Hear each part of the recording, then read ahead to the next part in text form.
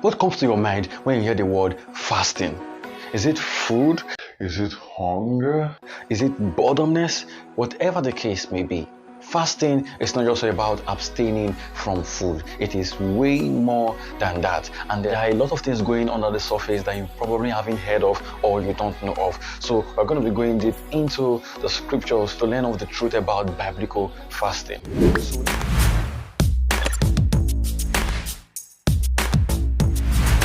So let's start off by defining what fasting is. What is fasting? Fasting is deciding to abstain from any pleasurable activity for a fixed period of time for a specific purpose and to attain a certain goal or result. Now, from that definition, we have expanded our idea or knowledge about fasting, knowing that it's not just about food, but deciding to abstain from any pleasurable activity. So it can be social media, it can be gaming, it can be anything that is pleasurable to you. The word fasting is mentioned about 70 times in the Bible, so it's a big deal. And the first place that fasting was mentioned in the Bible was actually very scary.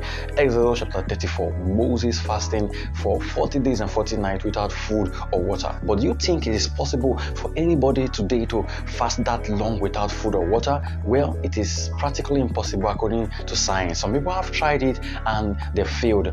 Some people almost died trying to fast for 40 days and 40 nights. But before we go into biblical fasting, before we go very deep into this topic, I want to explain how it was possible for Moses and Jesus to fast for 40 days and 40 nights without food, and they survive and were still very healthy and active. You want to know the truth? Let's get into it. When you look at the fasting of Jesus and Moses, you find out that there are some similarities. Jesus was led into the mountain by the Holy Spirit to receive the template for his ministry from God. Moses was led onto the mountain to receive the commandment for the people of Israel to follow. So these are the similarities. Understand that they did not decide to go up the mountain by themselves to fast for that long, but the Spirit of God led them. God called them to the mountain and they fasted. Number two, Jesus likened the word of God to life and to bread. So it is possible that God sustained their flesh, their bodies with his word. So there's a spiritual dimension you will grow into, that the word of God will become life to your flesh, to your human body. And as God begins to communicate to you, commune with you, he begins to transfer life into your body. And from that aspect, it would not feel as if you are not eating, because the word of God is sustaining your flesh, is sustaining your body. So should you do 40 days and 40 nights fasting? Well, I don't think anyone should do it, except you are led by the Spirit to do it and you are sure that the Holy Spirit is going to sustain your body with his word. But if you have not grown yet to that extent, to that spiritual level, then I think you should start from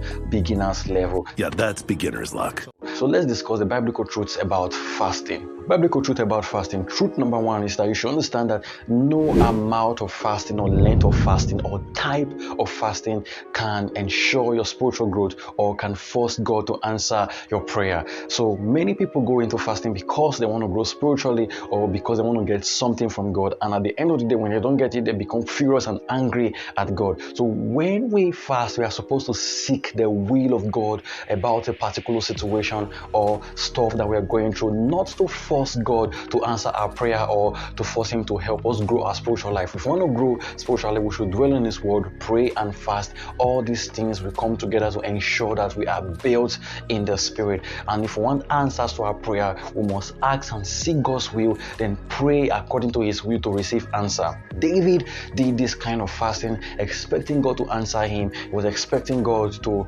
revive and heal his sick child. So he fasted, he prayed, he cried, but that did not change anything. So your fasting it's not actually going to force God to give you anything. Your fasting should be to seek God's will for your life and about a particular issue you're dealing with. Truth number two is that fasting is not something you do at the beginning of the year, because you find a lot of Christians doing this at the beginning of the year. They get an instruction from their pastor that, okay, we're going to engage in a congregational corporate fasting and everybody should do this. And and for some people that is the only time they fast during the year, and that is absolutely wrong. We can see this in the scripture that Jesus was always instructing the disciples, and he taught them about fasting, and this is something that should be part of our Christian experience, part of our Christian life. We should do it as often as possible. It is very important that we fast. So if you are fasting just once a year, then you are doing yourself more harm than good. So as we begin to talk about fasting, you will understand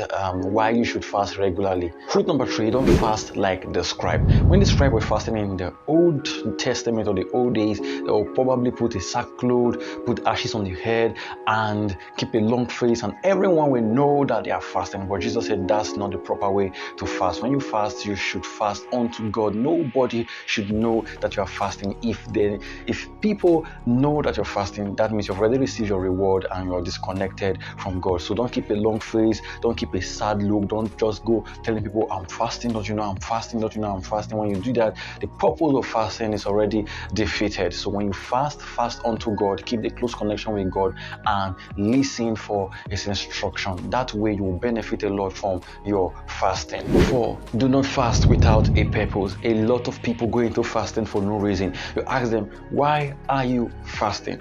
Why are you engaging in fasting? They don't know. They don't know why they are fasting. They're just fasting. Any fasting that is done without a purpose is a fasting done amiss, and you're just keeping yourself hungry for nothing. So you must have a purpose for fasting. Why you are fasting, it is very important. It may be that you're fasting for your child, fasting for someone that is not safe, fasting to seek the face of God, fasting to seek the will of God for a particular problem or stuff you're going through in life. It might be that you're fasting just to connect with God on a deeper level, but in all, your fasting must have a purpose. Number 5 is that fasting can strengthen your faith and can strengthen your prayers. So if you don't engage in fasting, if you don't do this regularly, your faith might begin to dwindle. It's one of the things you should do if you want to strengthen your faith and to strengthen your prayers. That is why I said if you only do this once a year, you are putting yourself in danger. This is one of the importance of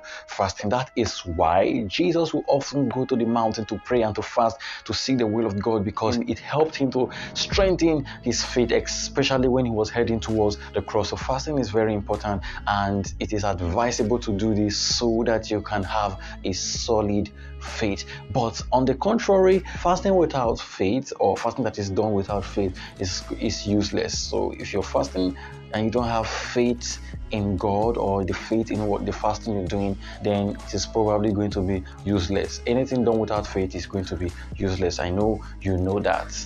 Truth number 6 is that you should see fasting as an act of consecration, and that's very, very important, and so many people do not know this. So consecration is an act of separating yourself from some certain things just to get closer to God and to commune with him. So you can decide that today, Lord, I'm not going to eat.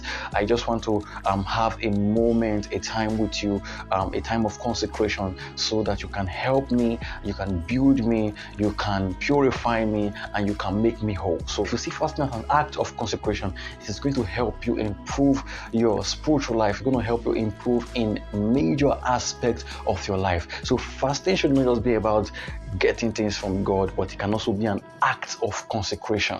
Truth number 8 is that fasting should not be seen as a form of punishment. So many believers, so many Christians, they think that fasting is a form of punishment. So when they tell them to fast, they're like, oh my God, I'm going to have to go through this again. But once you begin to think like that, then there's no need for you to fast. Especially when you fast and look at the time, when is it going to be 12 o'clock? When is it going to be 6 o'clock? When you do that, you're not probably fasting. Fasting is a form of dedication, form of commitment and consecration to God for a specific purpose. So it must come from the inside of you. It's not a form of punishment. If you see fasting as a form of punishment, then there's no need to fast at all. Even if you engage in that kind of fasting, you're probably wasting your time. And lastly is that fasting must be done by the assistance or the help of the Holy Spirit, and it must come from deep within your heart. If these two things are not in place, then your fasting is probably not scriptural. Maybe you can fast for any other reasons, maybe for weight loss,